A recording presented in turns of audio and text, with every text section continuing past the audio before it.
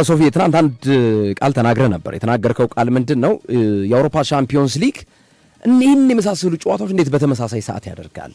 ቢያንስ 1 ሰዓትና 4 ሰዓት ማድረግ ይቻል ነበር ጨዋታዎቹን የሚል ያነሳው ሐሳብ ገዢ ሐሳብ ነው። ሁለቱንም ጨዋታዎች ትናንትም ምርጥ ጨዋታ ያው ብዙ ደጋፊ አርሰናል ስላለውና እንግሊዝ ፕሪሚየር ሊግን ኢትዮጵያውያኖች በብዛት ስለሚከታተሉ እንጂ የባየር ሙኒክና የሪያል ማድሪድ ቁጭ ብድግ የሚያደርግ ጨዋታ ነበር። ግን አመለጠን አንዱ ስናስተላልፍ ማለት ነው።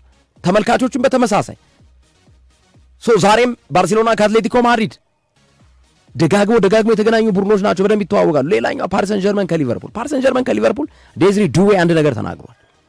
ዘንድሮም ሰርፕራይዝ ነው የምናደርጋችሁ፣ ዋንጫኛ ነው፣ ታሪክ እንሰራለን ብሏል። ባለፈው ዓመት ጠንካራ የነበረው ሊቨርፑል እንደ ሞሳል አይነት ድንቅ ብቃት ያለውን ስብስብ የያዘው ሊቨርፑል ለፓሪስ ሰን ጀርመን እጁን ሰጥቶ ዘንድሮ የተዳከመውን ሞሳላን የያዘው ሊቨርፑል ፓሪስ ሰን ጀርመንን ያሸንፋል ብሎ ለመገመት አስቸጋሪ ነው።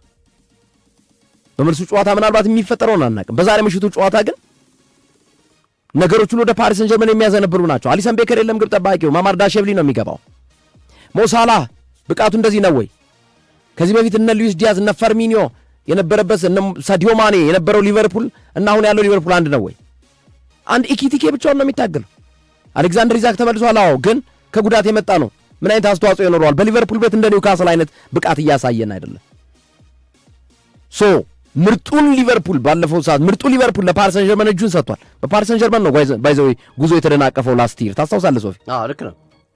ዘንድሮ ደካማው ሊቨርፑል ነው ፓሪስ ሰን ጀርመን የሚያገኘው። አራትዮሽ ዋንጫ የተጫወተ ነበር ይዛኔ። በትክክል ጠንካራው አስፈሪው ሊቨርፑል ለፓሪስ ሰን ጀርመን በዛ የዛሬ ዓመት እጁን ከሰጠ ዛሬ ደካማው ሊቨርፑል ለፓርክ ደስ ፕሪንስ ላይ ሙሉ በሙሉ በቃ ደረት አንድ የሊቨርፑል ደጋፊ ደረቱን ነፍቶ ክለብ ያሸንፋል ማለት የሚቸገር ይመስለኛል እኔ ዛሬ በመልሱ ጨዋታ የሚሆነው ግን አናውቅም። ሊቨርፑል አንፊልድ ላይ ከባድ ቡድን ነው።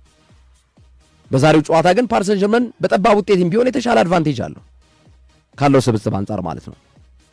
ስለዚህ በጨዋታ አንጻር ግን ምርጥ ጨዋታ እናያለን ብዬ አስባለሁ። አርነ ስሎት የመጨረሻ ተስፋቸው ከመሆኑ ጋር ተያይዞ የሞት ሽረት ትግል አድርገው ይህንን ውጤት ይዘው መውጣት እንዳለባቸው ይሰማኛል። ቢያንስ አቻ ተለያይተው መመለስ አለባቸው።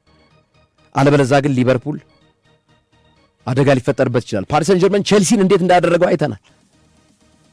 አፈራርሶ ነው የጣለው በገዛ ሜዳው ጭምር ስታንፎርድ ብሪጅ ድረስ መጥቶ ማለት ነው። ሊቨርፑል ካለው አቋም የዘንድሮ አቋሙ ልክ ነው ብዬ ስለማላምን የተሻለ አድቫንቴጅ ያለው ፓሪስ ሰን ጀርመን እንደሆነ ይሰማኛል።